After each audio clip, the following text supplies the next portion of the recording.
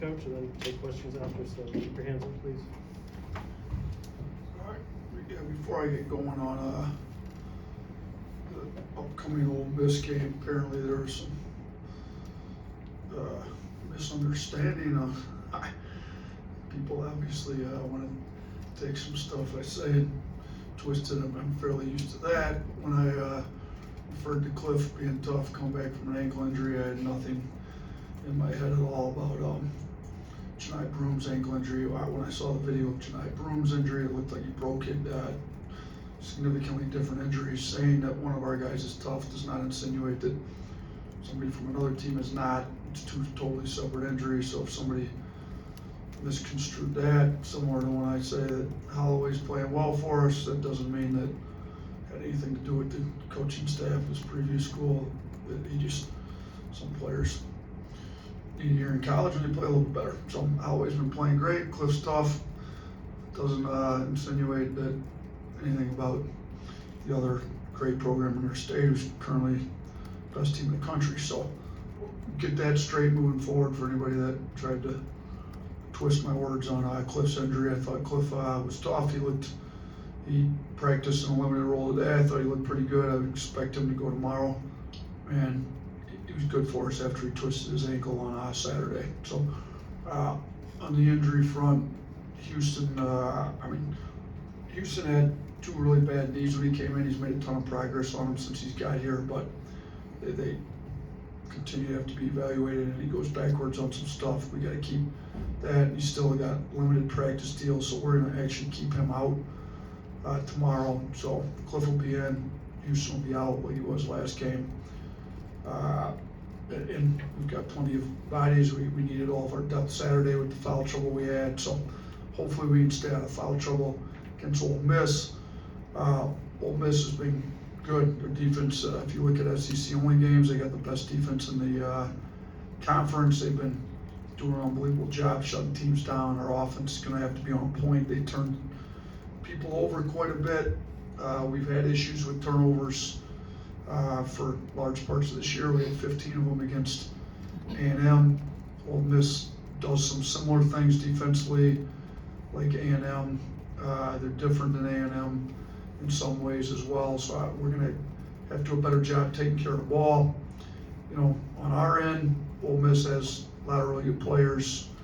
I didn't think we did a great job on Phelps. We kind of let him get to what he wanted to do.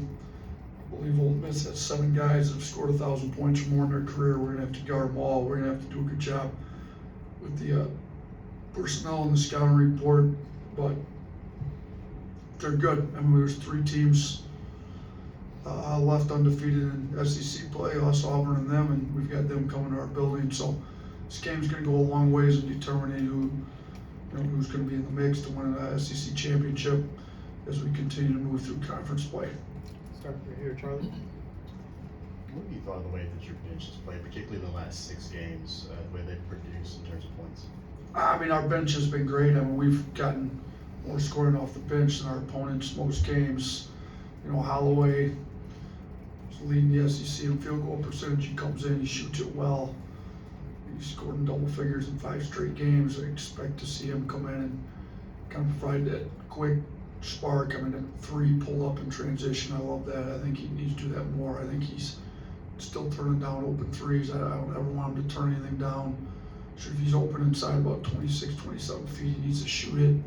So he's been great for us. I think Darian Reed's been really good for us off the bench, you know, providing a scoring punch. He's pushing double figures in most games, if not over double figures. You know, Diabate's had really good games for us. Youngblood's coming off the bench and been playing really well. So he was a conference player of the year last year, and we currently have him coming off the bench. So you kind of go down the list of some guys that, you know, been able to put in and give us production. You know, we've got a lot of guys. I mean, we've been playing 10 guys, and all 10 of them are capable of scoring it, you know, in bunches. You know, game before, Aiden Sherrill had 7 points in limited minutes. You know, he's capable of scoring it as well. So our bench has been great. We need depth. We need the scoring off the bench. Blake. Yeah, what would you say would be kind of the biggest reason for Cliff's improved production once SEC play has started? Listen, I think he had to take a little, he played a long time in the same system, significantly slower than ours, differently on defense. And it took him a while to get used to our pace, get comfortable in the system. You know, the less you have to think, the more instinctual, the more aggressive. His game needs to be aggressive, attacking, instinctual, athletic, getting up, catching lobs. You know, I think he's finding his spots in our offense a little bit better. So, and defensively, you know, he's been good. You know, really happy with Cliff's play. I love him as a kid. I've loved him as a kid since the day I met him. He's like, if you guys ever get to sit down and talk to him, he's such a great young man to talk to, and he wants to do well. He's like unbelievable person that way. I think he just had to figure out how he could help this team win, and literally no complaining from him, anybody in his camp, nobody. Just what do I need to do to help us win? And you just continue to get better at this. It's not about him at all. It's about what he can do to help the team. And I think those kind of guys end up figuring it out eventually. Tony? You talked about Chris coming off the bench, just with his recent performance, and then this matchup. Is this a matchup where you can maybe go more guard heavy, more 3-guard than Plano? Yeah, exactly. I think you know, A&M obviously plays big. They've got strong wing types. Ole Miss probably has some more guard types. You know, Jalen Murray's very good coming off the bench. You know, they'll shoot. Jamin Breakfield's kind of a wing guard, big wing. They'll play him at small ball 5. So there's definitely a game where we can probably go a little bit smaller than what we did last game, and even maybe than what we have in the past. So, you know, with Youngblood playing as well as he has, and LeBaron and Mark and Holloway all playing as well as they have, you know, keeping 3 of those 4 out there for longer stretches would probably make more sense this game. Jack? You mentioned Holloway and his field goal percentage, and I know we knew about the 3-point shooting coming in, but just how's he kind of grown as a scorer overall, maybe hunting some of those shots inside the arc and being successful there? Yeah, we want him to get more aggressive. I think he figures it out when he gets in the lane pretty well. He's got unbelievable touch. You know, we don't take many non-rim 2s, but I'm more than comfortable with him shooting some of those paint floaters, and you know, he makes them at a really high clip. So I've kind of told him that, like, look, you get in the paint, Big's in the drop, that like go ahead and shoot it. So he's comfortable shooting it. He's getting comfortable in our offense, how aggressive we want him to be, and you know, he's got a pretty good finishing package. His skill level's as high as about anybody I've. You know, he's obviously much different than Quinterly, but in similar regard with the finishing package at the rim, and you know, Holloway's been able to shoot it at a high clip. Quinterly worked really hard to get his shot up, but those 2 guys are smaller guards that are ridiculously skilled. And I think you're starting to see more and more of Holloway's skill. Mike Rudek? So back-to-back hard hats for Jaren. Just what have you seen from him to kind of keep him in the starting lineup, even though the point production might not be there? Yeah, I mean, he's about the right stuff. He's always been about the right stuff. I think he's tried to please the coaching staff so much to the point of like not like afraid to make a mistake almost. I kind of met with them and just said, look, man, like, don't be afraid to make a mistake. Just make sure it's a mistake of commission. You're committing a mistake, not an omission where you're just not getting beat, not like, just be a little more aggressive. If you think maybe you should go block the shot, just go block the shot. Like, we'll get you back over there. So, you know, if you think maybe you should do it, just go do it. Let's just start being more aggressive. Let's have an attacking mentality on the defense and offensive end. If you get beat occasionally because you're a little more aggressive, that's great. We're all right. You're 6'10". You can catch up, cover your mistakes. Herb Jones got beat plenty when he was here. He's the best defender I've ever coached. He gets beat. He comes back, pins it to the backboard. You know, I showed Herb clips of Kawhi Leonard getting beat and pinning shots to the backboard. Like the best defenders don't play mistake-free games. Keanu Ellis would get beat. He's playing and starting in the NBA because he guards and makes 3s at a high clip. Well, Keanu would get beat, come back and strip you from behind or pin it to the backboard too. So we just needed Jaren to be a little more aggressive, less afraid to make some mistakes that way. I think he's gotten that way here in the last couple of games. Chase? It looked like Mo Diabate has put on some muscle in the upper body since last season. Can you speak to that? And his minutes are up to 8 minutes a game last year, about 14 this year. Are those two things connected? I mean, Mo's a tough, hard-nosed, New York City, nothing phases him kind of kid. Now, I don't know how much time he spent in the weight room before he got here, but he definitely had a frame to put some weight on. Henry doesn't. I think he's the best strength coach in the country. I'm obviously biased, but if you're willing to work, Henry's going to put weight on you. Mo had the frame to put it on. Amanda, our dietitian, is best in the country too. So between, Henry and Amanda, they get him fed right, they put him in the weight room. He's got a great frame, a great work ethic. He puts weight on. He was already tough-minded, like attacks rebounds, one of the best natural rebounders I've ever coached, and finishing at the rim. Now you put a little bit of weight on him. He was never weak, but he's strong.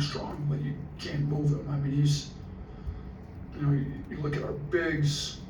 Cliff's obviously pretty tough and strong. Aiden Sherrell's big boy. Mo D.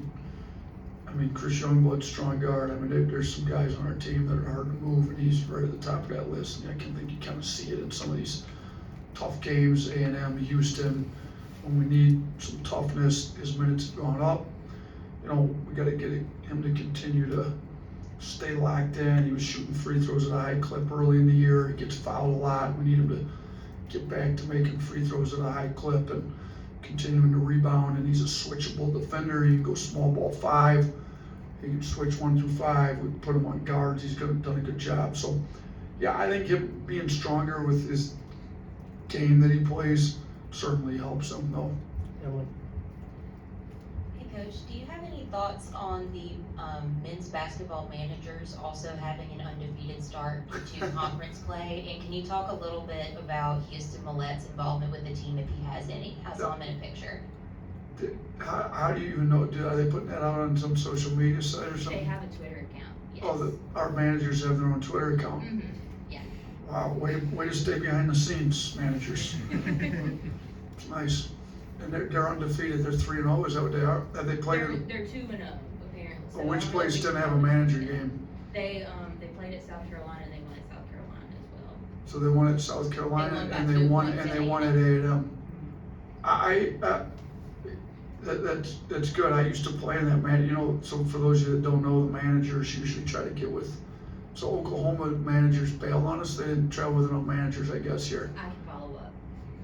So, yeah, when I was at Buffalo, we didn't have an army of managers like we have here. We had like 1 or 2. So that manager game kind of becomes like support staff. At Buffalo was like coaches too. Like I used to play in that a few times and then get a little heated and not so sure I should be there. And foul calls don't go the right way. So I haven't played in that here at Alabama, but we got pretty good managers here. Some of the great assistants, I think, play. JJ, our GA, Jonathan Jefferson. I don't think Dudley shows up. If he did, it might not be fair. I think he can still play a little bit, but I know Wes was a great assistant that was a manager here. He can really play. Max Thorpe was a walk-on at Florida State. He's playing in it. JJ, Ben Potts, who was with the Pistons before he got with us, and practiced with them. Okay. Plays occasionally. I'm trying to think who else. I don't want to leave somebody out. I know Christian Pino that played for me at both Romulus and Buffalo's a walk-on. He's on full-time staff, plays with the manager sometimes. I did hear he missed a couple clutch free throws and a play that would have definitely got pulled out for at the end of the game. Houston, because he wasn't playing in our game, didn't need to study a bunch of film that night, asked me if he could go. So I think Houston was trying to start his coaching career, and I usually get a report back either that night or the next morning. I heard we were up 15 with 2 or 3 to play, and then they ended up missing a 3 that would have won the game at the buzzer. So we didn't close very well in our game, up 15 with about 7 to go, I think. I don't know if that was started the night before by Pino taking bad shots and missing free throws, but yeah, our managers, they're passionate about the game. Most managers get into this thing because they love basketball. They played, Zeb played down, I think he played, he's down Mobile area, Fairhope, I believe. Maybe played with our one of our walk-ons down there. Is pretty good. But yeah, we got some players. We got some GAs and some support staff that play in the game. So I haven't been to it. I'm usually trying to get ready for the next game, but it's good to know they're 2-0. Hopefully, they get a game against Ole Miss. That would be tonight. I don't know if Ole Miss has enough guys to play or not, but congratulations. Way to stay behind the scenes, managers. Last one, honey. Ole Miss has 4 guards that are all top 4 on the team in scoring. Just what have you really seen from their backcourt? Listen, Matthew Morrell, who we tried to recruit out of high school, we were unsuccessful. He went to Ole Miss. He's had an unbelievable career there. I've got a ton of respect for him. He's tough, physical, can shoot it at a high level, can get to the paint. He's really good. Padula, who we also tried to recruit as a transfer, decided to go to Ole Miss. Super skilled, really tough. I love him. I think he's a great player. Those 2 guys, both good. They bring Murray off the bench. He's got a lot to his game. I mean, he's quick, he's explosive, he can get in the paint. He's gonna be a tough cover. Like he's a jet. He can shoot threes. So, and then is Davis the other one? Yeah, you're talking about. I mean, he's really good too. So they've had, or is it Barnes? Is it Davis or Barnes? It's in the Davis. 4th. Yeah, that's what I thought. Yep. So they put someone in the starting line, bring someone off the bench. So like, we just have played some teams, South Carolina, who's leading scorers with a front court. Then we went to A&M, who's, more backcourt, and I didn't think we did a good job on Phelps. So now we've got a back-to-back, and before that, Oklahoma was a backcourt. And we did a pretty good job for a large part of that game. So we got to get back to where a lot more like the beginning of the Oklahoma game in this game, because those guys can all go, and our guys got to know who's coming off the bench and can go. And we're gonna have to do a good job. They got really good guards, and they do a good, ton of respect for their staff, but they do a really good job of moving you around, a lot of motion, concepts, and then they're attacking, so you're busy guarding some action, and the action's got some real players in it, so you can't ignore it. And then all of a sudden somebody's beating somebody, so you gotta have some good on-ball, defense, because sometimes your help side gets a little distracted with trying to guard their motion, and we got to do a better job not being distracted while still knowing how to guard that. So they run good offense, they got good players. We got our work cut out for us tomorrow. That's why they're a good team. I mean, sure, SEC's full of good teams, and they're 1 of 3 tied at the top right now. So, Thank you, Coach. Thanks, everyone. appreciate you guys.